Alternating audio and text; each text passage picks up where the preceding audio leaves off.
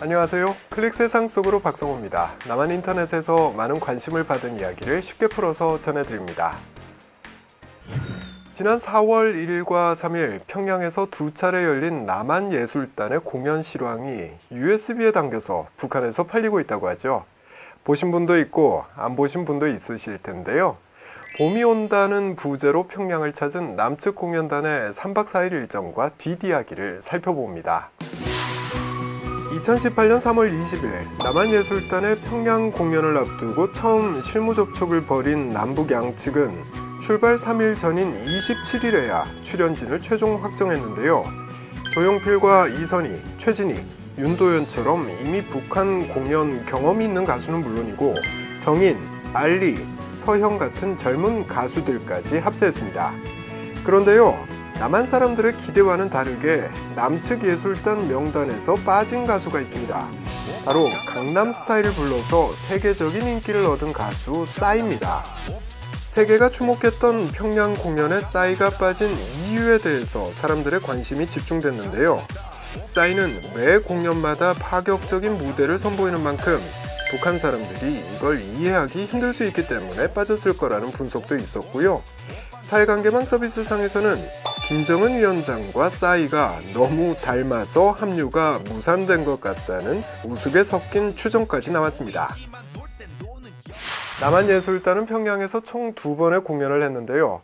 4월 1일 동평양 대극장에서 남측 단독으로 첫 번째 공연이 열렸습니다. 이날 공연에는 김정은 위원장과 부인 리설주가 직접 관람해서 화제를 모았는데요. 북한 최고 지도자 최초의 남측 예술 공연 관람이었기 때문입니다.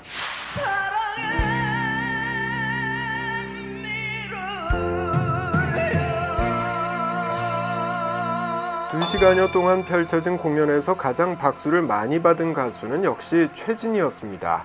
이 가수가 부른 사랑의 미로는 북한에서도 너무 잘 알려진 노래죠. 그런데 이보다 더 화제가 된 노래가 있습니다.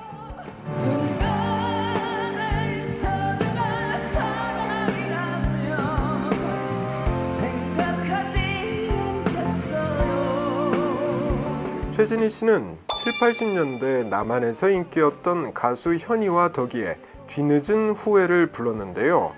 김정은 위원장은 최진희 씨에게 이 노래를 불러줘서 고맙다는 인사를 하기도 했다고 하고요. 나중에는 북측의 특별 요청으로 이 노래가 선곡됐고 김정일 전 위원장의 애창곡이었던 것으로도 알려지면서 뒤늦은 후회는 동영상 사이트 유튜브에서 조회수 98만 회를 넘기는 등 큰 관심을 받았습니다.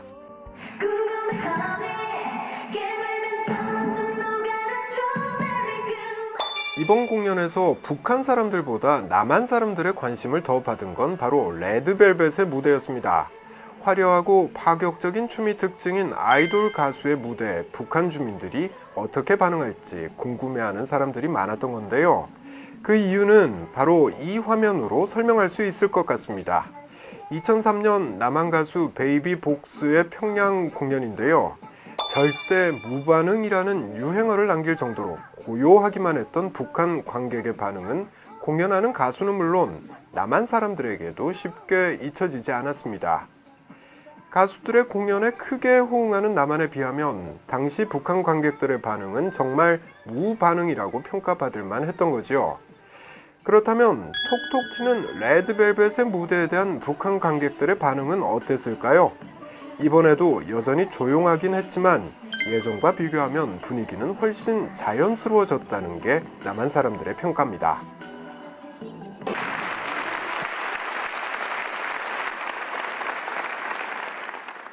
공연 직후 김정은 위원장은 내가 레드벨벳을 보러 올지 남한에서 관심이 많았다 라면서 원래 모레 오려고 했는데 일정을 조정해서 오늘 왔다고 밝혀서 남한 언론과 사회관계망 서비스의 동향까지 파악하는 면모를 보여주기도 했습니다.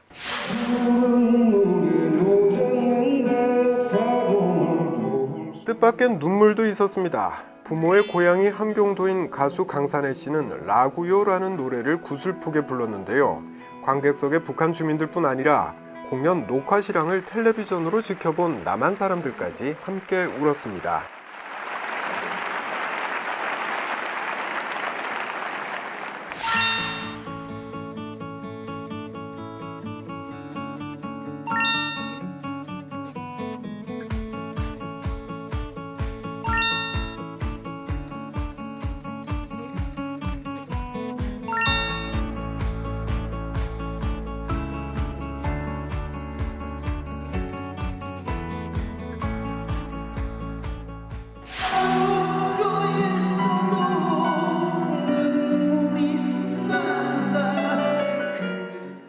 2005년 이후 다시 평양을 찾은 가수 조용필 씨는 그 겨울의 찻집과 꿈, 단발머리 등을 열창했고요. 남한예술단과 함께 친구여와 우리의 소원은 통일을 불러 노래로 한반도에 봄이 오길 기원했습니다.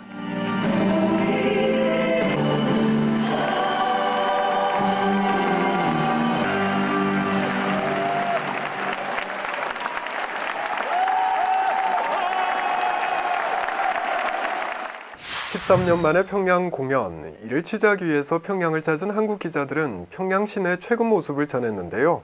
손전화기를 든 채 바쁘게 움직이는 사람들, 하이힐에 미니스커트를 입은 여성들이 카메라 렌즈에 잡혔습니다.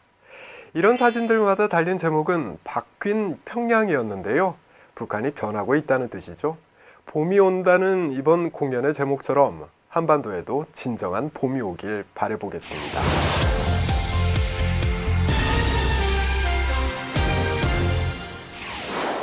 인터넷에는 면스플레인, 냉면 부심이라는 말이 사용됩니다. 면스플레인은 면을 설명하다라는 뜻으로 주로 평양냉면은 이렇게 먹어야 한다고 설명하는 사람들을 좀 비꼬는 표현이고요. 냉면 부심이라는 건 유명한 냉면집의 냉면을 먹어봤다는 자부심을 뜻합니다. 주로 이 집 냉면을 못 먹어봤으면 말을 하지 마, 이런 맥락에서 사용을 하죠. 그런데 자칭 냉면 전문가들의 이런 자부심에 종지부를 찍은 동영상이 등장했습니다. 옥류관 직원이 평양냉면을 맛있게 먹는 법을 소개하는 모습이 담겨 있는데요. 남한 사람들이 이 동영상에 주목한 이유는 무엇일까요? 4월 1일 평양 첫 공연을 마친 남한예술단은 다음날 평양 시내를 둘러본 뒤 옥류관을 찾았습니다. 점심으로 평양냉면을 먹기 위해서였는데요. 남한에서도 옥류관은 잘 알려진 만큼 다들 기대감을 감추지 못했습니다. 그런데 고대하던 평양냉면이 나왔습니다만 남한에서 흔히 들었던 말과는 전혀 다른 모습을 볼 수 있었는데요. 우선 쇠젓가락이 냉면 그릇 옆에 놓여 있습니다. 남한에서 평양냉면 좀 먹는다는 사람들이 주장하는 바로는 평양냉면에는 쇠젓가락을 쓰면 안 됩니다. 면에 쇠가 닿으면 맛이 변하기 때문에 나무젓가락을 사용해야 한다는 거죠. 또 냉면 본연의 맛을 즐기기 위해 식초는 물론 겨자와 양념장도 넣어선 안 된다고 주장합니다.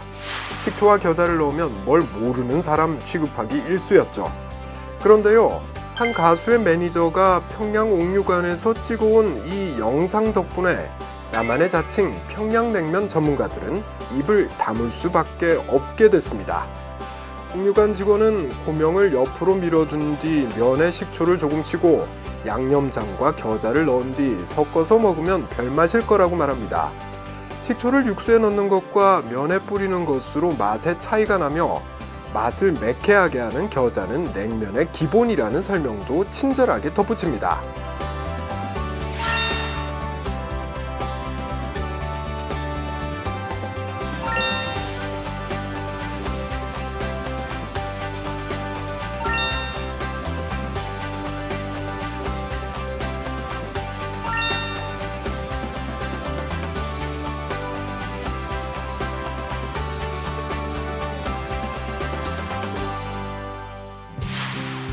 식초와 겨자 그리고 다진 양념을 넣은 원조 평양냉면의 맛은 어땠을까요? 가수 백지영 씨는 공연만큼 냉면도 중요하게 생각했다. 기대 이상이다. 이렇게 감탄했고요. 가수 정인 씨는 사실 한국에서 평양냉면은 호불호가 갈리는 음식인데 옥류관 평양냉면은 오히려 대중적인 맛이 나서 대부분의 사람들이 맛있어 할 만한 음식이었다고 말했습니다. 한국전쟁 이후에 이북 피난민중의 일부는 고향을 그리워하면서 남한에 냉면집을 세웠고요. 우레옥, 을밀대, 필동면옥 등 서울에만 10여 개의 유명한 북한식 냉면집이 영업 중입니다. 특히 평양식 냉면은 남한 사람들이 보기에 좀 밍밍하다 싶은 맛이 특징이었는데요. 그런데 알고 보니 그동안 남한 사람들이 먹은 평양냉면은 서울식 평양냉면이었던 셈입니다. 옥류관 봉사원이 소개하는 평양냉면 먹는 법의 등장으로 냉면을 어떻게 먹어야 맛있다, 이런 논란은 종결됐습니다. 하지만 본고장의 맛을 느끼고 싶어하는 남한 사람들은 더 많아졌을 것 같습니다. 지금까지 박성호였습니다. 다음 시간에 다시 뵙겠습니다.